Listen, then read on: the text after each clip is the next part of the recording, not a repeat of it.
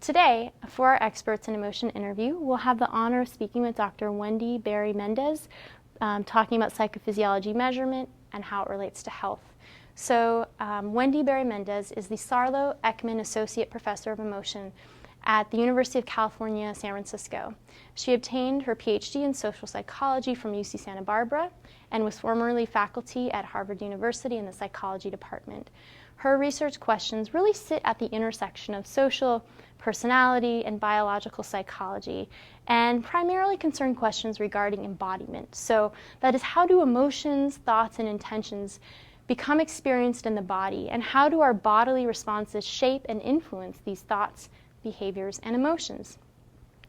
So Dr. Berry Mendes won the Gordon Allport Prize in 2008 for the best paper on intergroup relations, the Sage Young Scholar Award for Early Career Contributions in Social Psychology, the Janet Spence Award for Early Career Transformative Contributions in Psychological Science, and for 5 consecutive years she was named one of Harvard University's top favorite professors by undergraduates. So with that, I now turn to our Experts in Emotion interview together with Dr. Wendy Berry Mendes.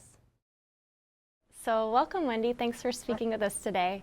My pleasure, June. It's great to be here. It's great to talk to you as always. What I thought we could do to start off our conversation is ask you a little bit about what first got you interested in emotion. Kind of where did it all begin for you? Sure. I actually have a very vivid example, a memory that ignited my interest in emotion.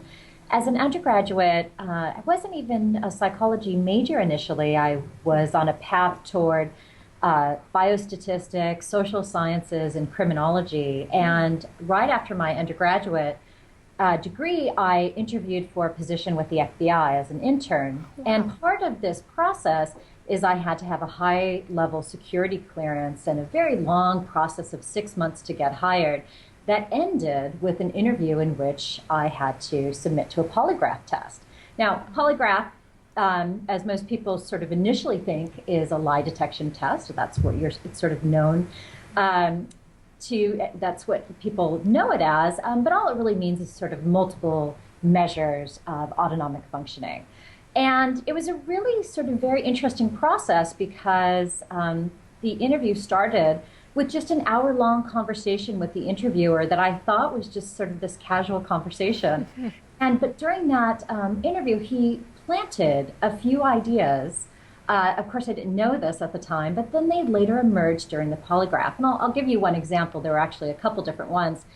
But during our casual conversation before the polygraph test, he said to me, you know, your security background clearance is going so well. We've talked to many of your friends, and they've all commented that you're the kind of person who would never gossip or say anything negative about a friend. And I remember thinking, wow, that's great, what great friends I have. And at the same time thinking, wait, who did they talk to? And later on, during the polygraph interview, in which they put on a variety of sensors to measure heart rate, skin conductance, skin temperature, all those sort of autonomic signatures that we look at as emotion researchers, he asked me lots of questions about illegal activities. I had traveled a lot to communist countries, so there was a concern that I was involved in espionage. But of course, nothing that dramatic. What he was really looking for is sort of these responses to these control questions, what are known as sort of guilty knowledge questions. And so he asked me at one point during the polygraph, in the past 7 years, have you gossiped or said anything negative about a friend? Now, in my short-term memory, I knew what the answer was. He told me my answer. My answer was I hadn't. But like any good 20-year-old, that wasn't true. And so that was an example of a lie where I was motivated to deceive that he then could compare to the really target questions. What do they care about? So it wasn't as transparent as I'm making it out to be, but it was this very sort of elaborate, very similar to what we do in psychology, to get people to feel an emotion or feel a mental state that might be discrepant with their physiology. And he capitalized on that combination of my mental state and physiology. So that's known as a guilty knowledge test. It's still used all throughout police departments and it's effective if you know that somebody, or if you suspect that somebody you're interviewing has specific knowledge about a crime, for example. You would ask them that. So say a crime scene, there was a red glove left behind. Well, only the criminal, presumably, would know about this red glove. So when you ask about the red glove, if you're innocent and don't know anything, your sympathetic nervous system won't spike. But if you do have that kind of privileged information, it would. So it was sort of that knowledge that your mental states affect your physiology really laid the foundation. And when I was looking for graduate schools, labs that delved under the skin and looked at peripheral and neuroendocrine responses in combination with the mental state were especially attractive to me. That's one of the best stories I've ever heard. Wow. I don't tell it to everybody, but that's a good one. Oh, goodness. So, I mean, moving into your research then, I mean, you are one of the most highly regarded specialists in using these really complex, psychophysiological tools to try to study emotion. And so I wanted to just ask, in your sort of general opinion in the field, what do you think are some of the most effective tools here to really tap into these complex, processes we think of as emotion states? Well, there's many options that we can look at in the body that will tell us about, or at least give us insight into how somebody's feeling or how they're responding. And unfortunately, there's probably not a single measure. In fact, what's probably most important is the context in which somebody's experiencing an emotion. And I'll give you a couple examples. So, skin conductance is this very easy method that we can look at by just looking at somebody's eccrine glands, and these are densely packed onto the palms and also on our feet, that adjust or change as a result of the amount of sweat that is occurring in the hands and feet, and this is directly tied to the sympathetic nervous system. And skin conductance is a very sensitive measure. What I mean by that is it responds to lots of things that we're experiencing and a lot of our mental states. So if the person who I love the most in the world walks into the door, I'm going to have a skin conductance response. My skin conductance will go up. If the person I hate the most in the world walks into the door, my skin conductance will go up. So it's a sensitive measure, but it's not specific. So it didn't tell us about the valence of the emotion, but it told us something about the intensity or the general arousal. So skin conductance could be wildly effective if you constrain a context. So for example, if I intend to shock somebody, I put them in what's called a fear conditioning paradigm, where I show them a picture, and every time they see a specific picture, I shock them with electrical shock and I measure their skin conductance. I can predict sort of how fearful they are by looking at their skin conductance. Well, why, if I just said it wasn't sensitive to emotion, does skin conductance tell me about their fear? It's because I've constrained the context so much that there's really no other emotion that you would experience with threat of shock other than fear. Now skin conductance, even though it's a wildly sensitive but non-specific measure, I've constrained the context and now it's very specific. So all physiological measures are both good and bad. You just have to pay attention to the context.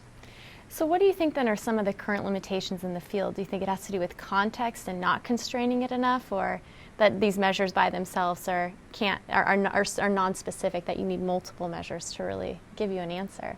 Yeah, and both of those ideas I think are critical. So when you look across systems, and so what that means is both a neuroendocrine response and brain responses and different changes in the body, that can give you greater insight into how somebody might be feeling or what they're thinking. But I think the current limitations are that we don't pay enough attention to context. And we want, it's easy to sort of be dazzled by the latest psychophysiology response. So, for example, we've been measuring electric gastric signals, so your digestion and how it's linked to physical and also moral disgust.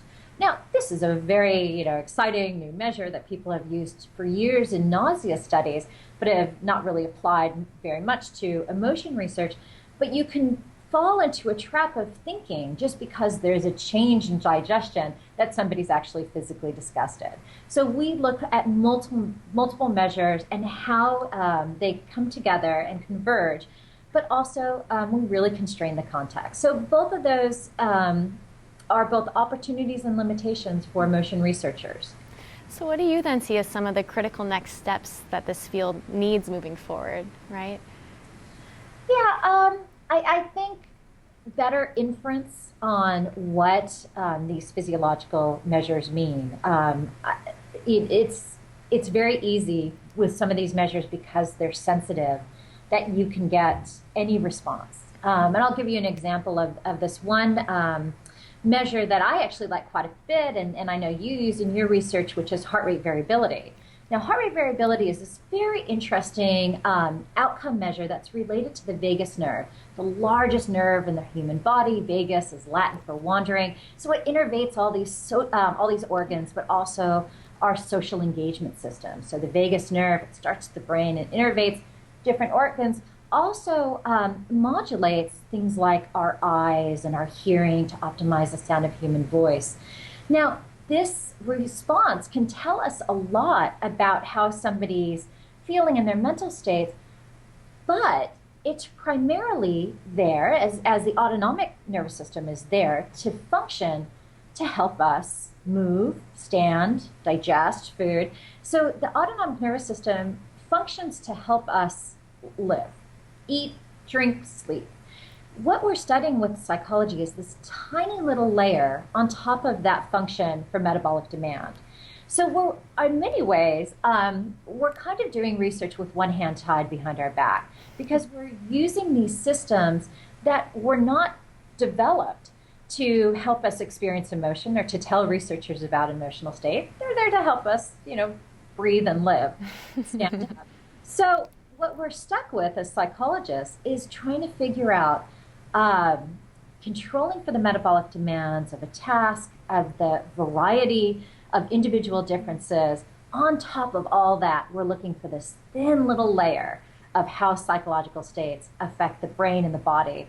And that is a high bar to jump over. And even something like the vagus nerve that we think is intimately tied with social engagement processes is really there to help regulate the heart rate. Help slow it down when it's too fast or speed it up when it's too slow. That's its purpose. And we come along and we're trying to understand, on top of all of its regulatory demands, what can it tell us about emotion? So, what's really neat about this work is you've also taken it to a level to conduct this, what I think of in many people in our field think of as seminal work that tries to identify these critical, psychophysiological components of stress-related responses, right? And to use psychophysiology to kind of illuminate what we know about stress and how the body responds. And I wonder if you could say what you think have been some of the most exciting or important discoveries here. Sure. Yeah. So if we focus on the cardiovascular system, and again, the cardiovascular system is there to help regulate exercise and help us stand and sit, but that thin layer on top responds during acute stressful situations. And I think some of the most exciting work has come in how flexible this cardiovascular system is to just our thoughts. So we've been working a lot on reappraisal. So imagine that you're about to take a difficult test that actually has high demands, SAT, GRE, right? Your body should respond. Your sympathetic nervous system should go into overdrive. Your heart should pump out more oxygenated blood. In fact, you should have a change in your body that's kind of similar to sprinting across the savannah. A lot of people some people interpret those changes in arousal as one-to-one correspondence with anxiety, that it means that they're anxious. So we've come along and with both people who are socially anxious, but just normal college students about to take a test, and we've helped them sort of rethink or reappraise these changes in their body. And we've presented them with real data, and these data show that the larger the sympathetic nervous system response is before a test, the better people do. Now, why is this? Well, you get more oxygenated blood to the brain and to the periphery. People execute more. We can link it to how much effort, how much they tried by just looking at their scrap paper that they leave behind after a math test.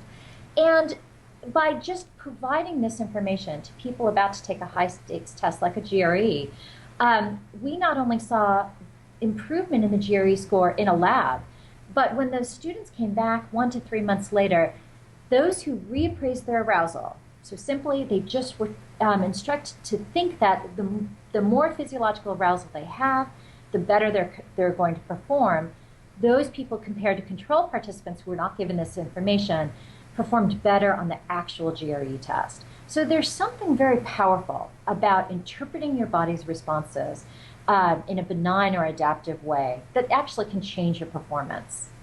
Wow. Those are exciting data. That's so cool. And I mean, I know you've also applied this to sort of other kinds of socially relevant, interactions in everyday life, including discrimination. And I wonder if you could say a little bit about that too, our body can do so much for us. You're talking about performance, and I'd love to hear more about these other socially relevant contexts. Yeah. When I started this work in graduate school with Jim Blaskovich, we were interested in looking at intergroup interactions and interactions with people who are stigmatized in some way. And I'll tell you, if I had not been a psychophysiologist, I would have had a lot of studies that said the exact opposite of what my physiological data were saying. And real briefly, the context was that we were recruiting subjects into our lab, and they were meeting and interacting with someone who they thought was just another participant, and they were actually Confederate. And what we did is we recruited Confederates who were different races, different ethnicities, but we also had the Confederate tell stories about themselves, or a narrative that was either consistent with their racial ethnic identity, or in some cases people might find them surprising. But I'll actually give you an example of a case where we took Confederates and we physically stigmatized them. So our Confederates arrived to the lab before the subject was scheduled, and the female Confederate closed her eyes, and for 10 minutes we put makeup on her face. And that makeup was either translucent powder, so she looked exactly the same, or it made a very unattractive and obvious port wine stain birthmark on her face. It was important that they all closed their eyes and went through this process because we wanted to keep the Confederate blind to condition. Nobody liked having this birthmark on their face, and we didn't want her behavior to be different as a function of whether she knew she was stigmatized or not.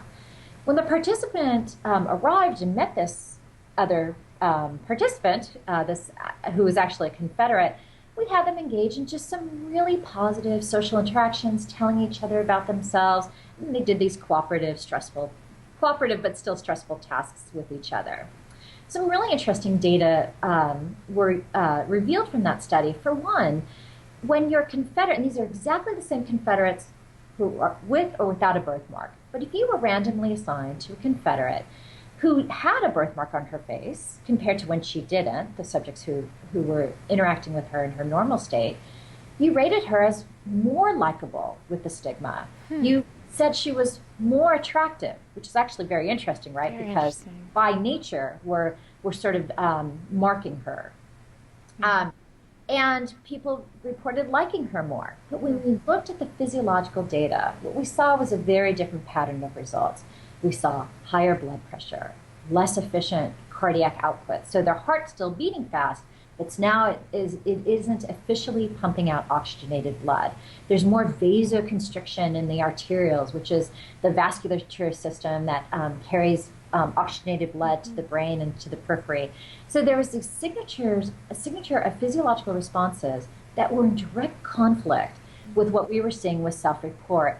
We also, for example, just behaviorally looked at participants smiling and being nicer to the Confederate when she had the birthmark on. Again, in direct contrast to what their physiology was telling us. And then interestingly, their performance was much worse with the birthmark or stigmatized partner.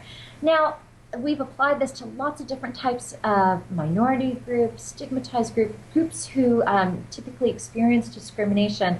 And I would say that whole body of work suggested that what physiology can tell us is something different than what self-reports tell us. And it has a lot to do with what people are unwilling or maybe unable to say about their emotional feelings in the context of situations where it would be impolite to say something negative about somebody maybe from a different racial group or who's physically stigmatized. So there was a lot of profit that we gained from looking kind of under the skin at people's responses.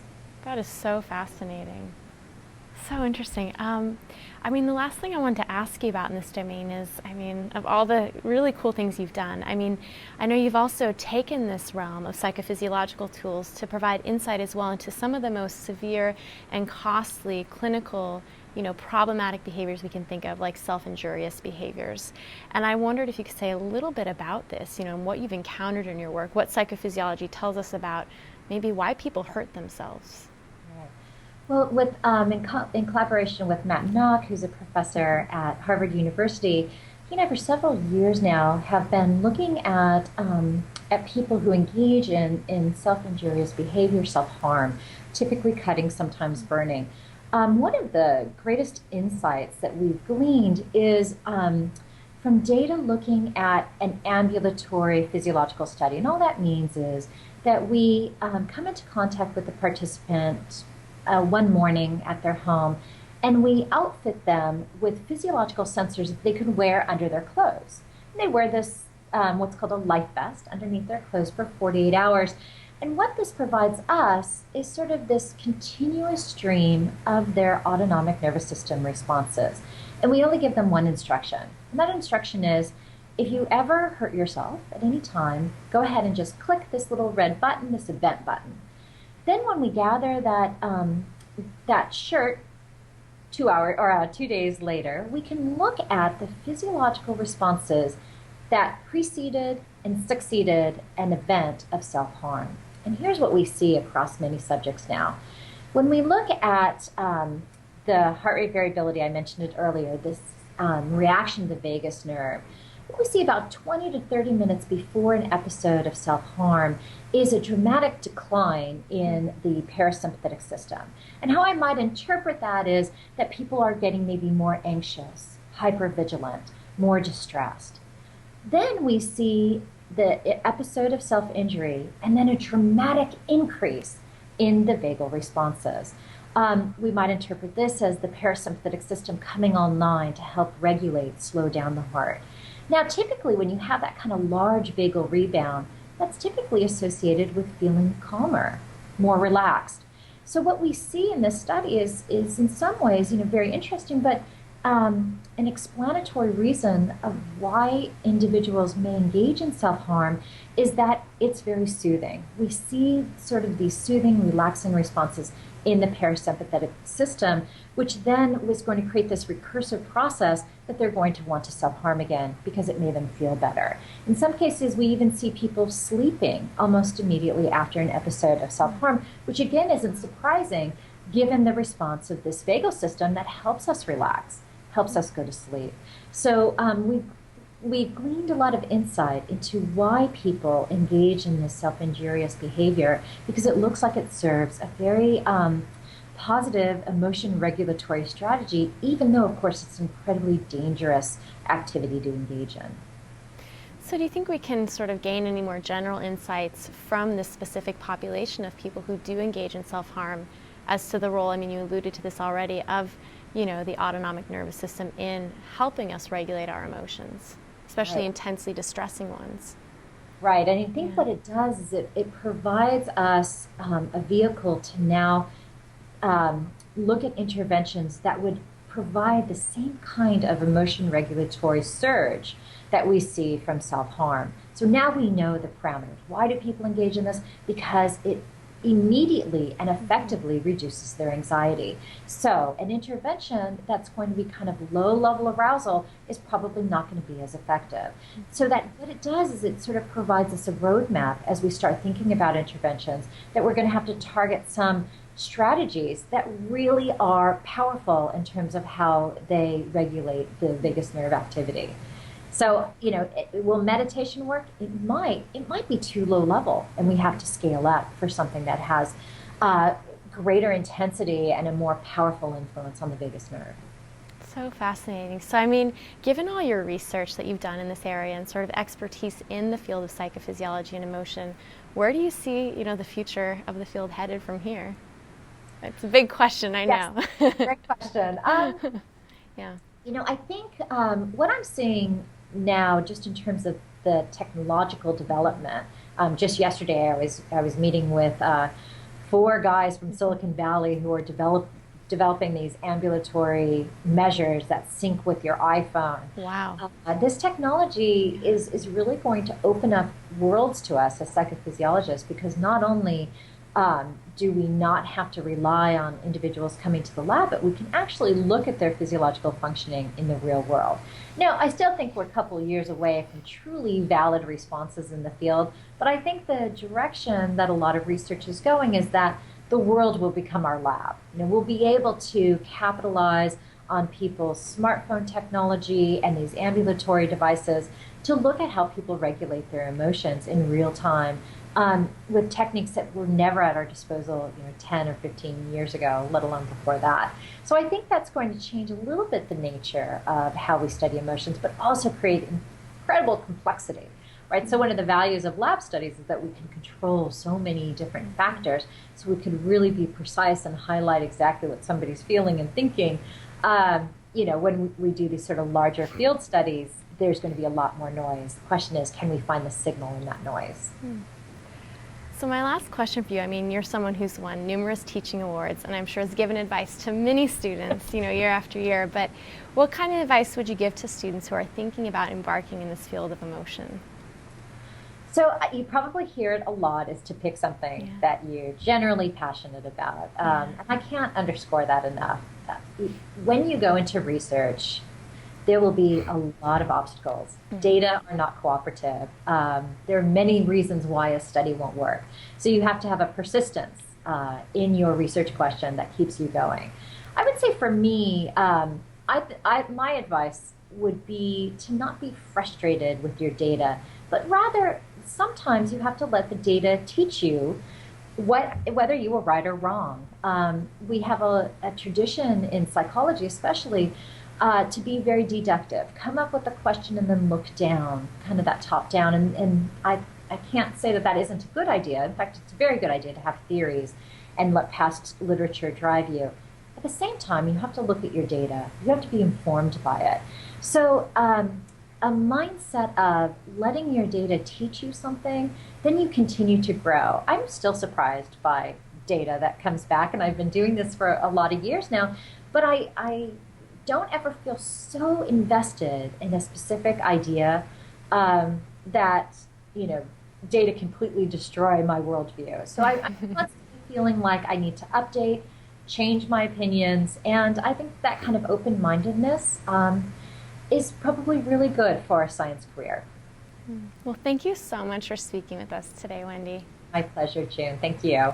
So this concludes our Experts in Emotion interview with Dr. Wendy Berry Mendes from the University of California, San Francisco. Thank you again.